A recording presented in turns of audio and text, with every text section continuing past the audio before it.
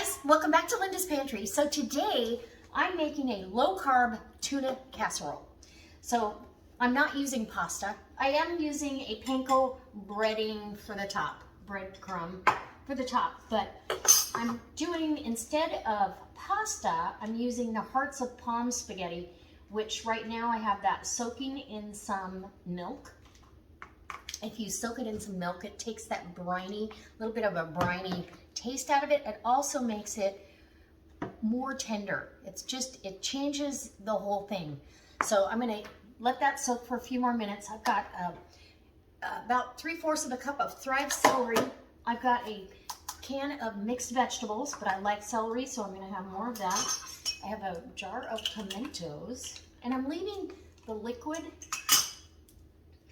in the pimentos because the celery is going to need some liquid to absorb, to refresh or rehydrate, however you want to say it. I've got my veg oil.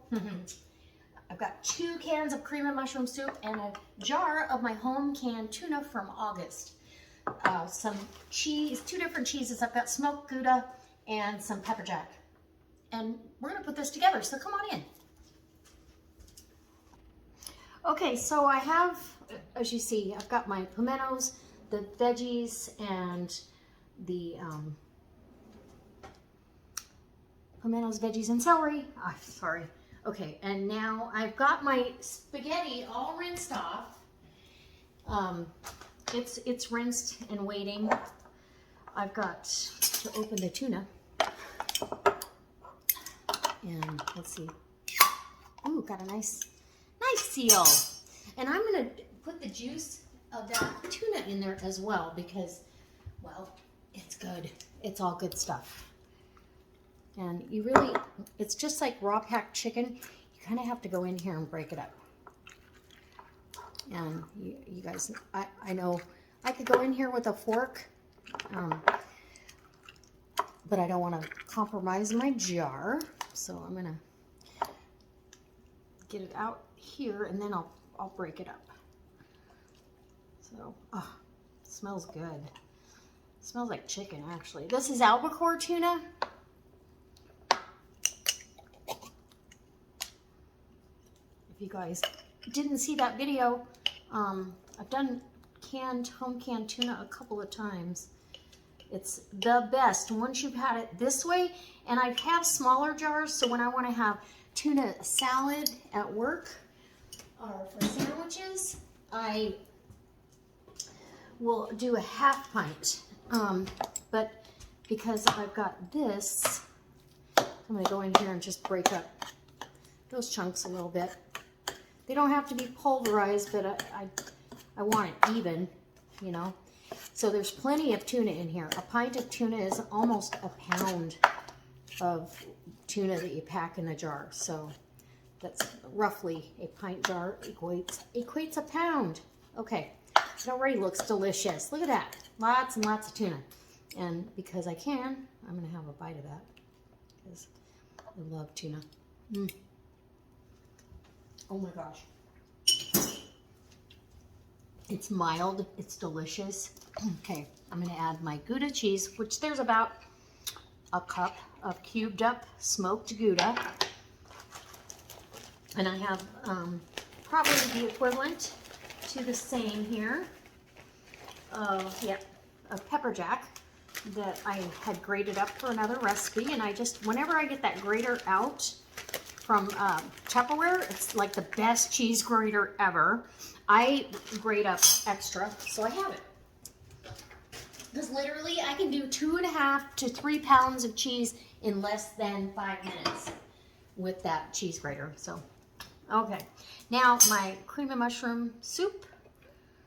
And we're going to try to get this all combined really well before we add the hearts of palm. And if I bought that hearts of palm at Costco, they do not carry it anymore, so I had bought a lot extra because it's that good.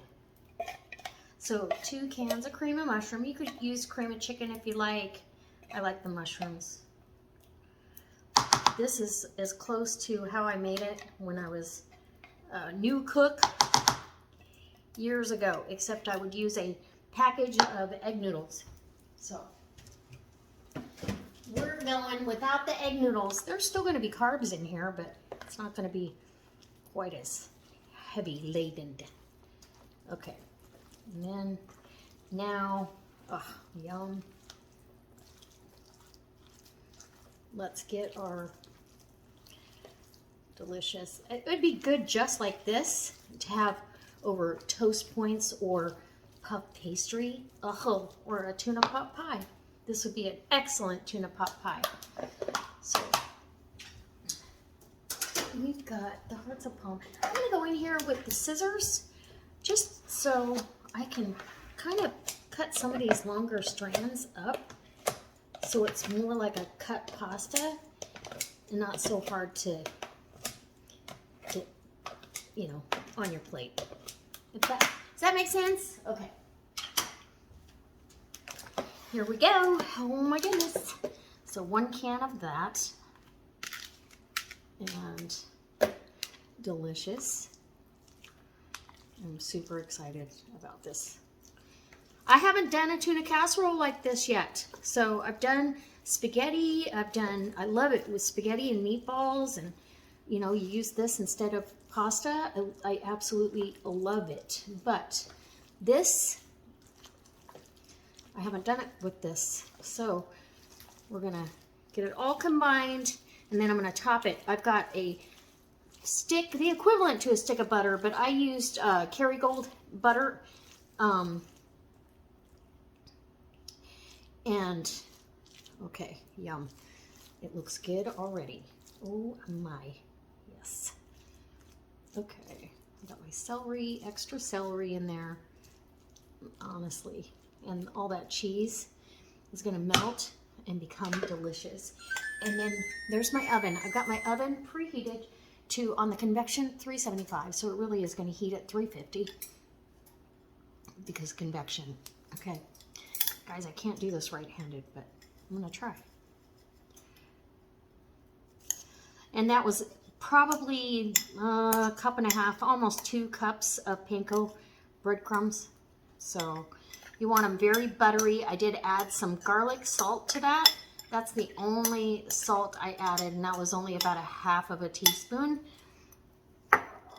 Because the tuna, even though the tuna doesn't have any salt in it, or I might have put some salt in it, but it's minimal, but it's got that briny, salty flavor, so you don't really need it. And then you just want to cover the top with the panko breadcrumbs. Okay, and into the oven it's going to go. Oh, yes. So, I'm excited for dinner and lunch this week. Okay. And this is the Ultra Pro Pan from Tupperware, okay? It's one of my favorite pieces of cookware because I can serve it, you know, put it on the table. It's pretty on the table, but it also, you can put it in the microwave or the oven, either one. And it's lightweight. It's not a heavy, so the lasagna pan. All right, in the oven it goes. I'll bring it out in about 35 to 40 minutes. Okay, guys. It's all done, and it took a good 50 minutes for this to heat and get bubbly all the way through. I really wanted it to cook and have a chance to set. So I've got a little brown topping. The last 15 minutes I took the lid off of the Pro Pan because the Ultra Pro Pan it'll brown it, but it'll be much slower than if you take the lid off. For lasagna, it's perfect because it never burns your cheese. So I've let this sit here. Oh, and I'm gonna tell you, it smells amazing. So I'm just gonna dish up a nice, healthy, I'm starving. Oh, and it's still really hot. So hopefully by cutting up the hearts of palm a little bit helps. Oh yeah. Oh yeah. Okay. That's more than I'll ever eat, but we're doing a picture, so I have to have a good visual for you guys, right? And then I cut up a green onion, which I'm putting right there on top. and we'll get that. I'll probably crack some fresh cracked black pepper on there as well, because I love cracked pepper. And literally I didn't do much seasoning because the soup, and this is one of those recipes that it's so easy to just do it, right? Just, you don't have to have chop and, you know, knife skills and all of that. You really can do this very simply. But look how beautiful that is. So I'm going to take, and it's still screaming hot. So I'm going to take some pictures and I'll bring you back for the taste test. Okay guys, it's warm, it's inviting.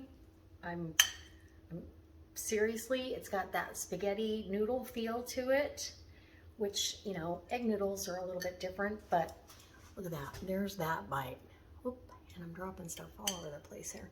I've got the green onions on top, and they're fragrant now because of the heat. You can see it's still steaming, but I don't care.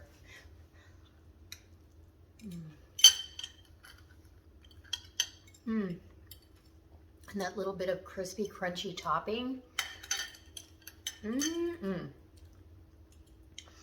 the creaminess inside. Oh my gosh, this is comfort food. I don't even have to worry about how laden it is with carbs, which then turn to, you know, things that we don't like.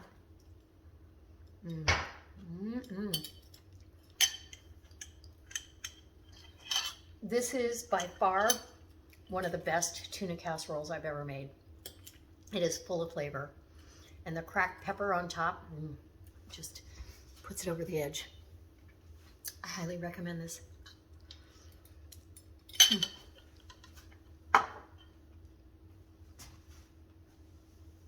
So if you can't get your hands on Hearts of Palm spaghetti, oh my gosh, that is so good. I would recommend, and the cheese, the cheeses that are coming through, delicious. If you, like I said, if you can't get your hands on that, I would use spaghetti squash. I would use zoodles.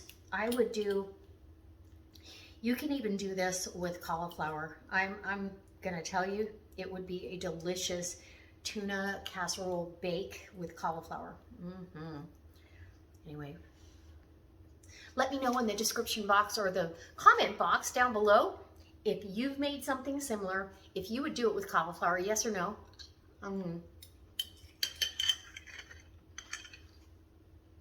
And you'd like to see more low-carb recipes for the new year. I do them year-round, but honest and truly, this time of year I'm more conscious of what I'm eating, because I don't want to gain that 5 or 10 pounds over the holidays. So I want to keep it as simple and as delicious as possible, but it feels like decadent comfort food that I shouldn't be having, but I feel a little less guilty. All right, I'm gonna go finish my dinner, which is about half of this, and I'll see you next time for another delicious recipe. All right, guys. Bye.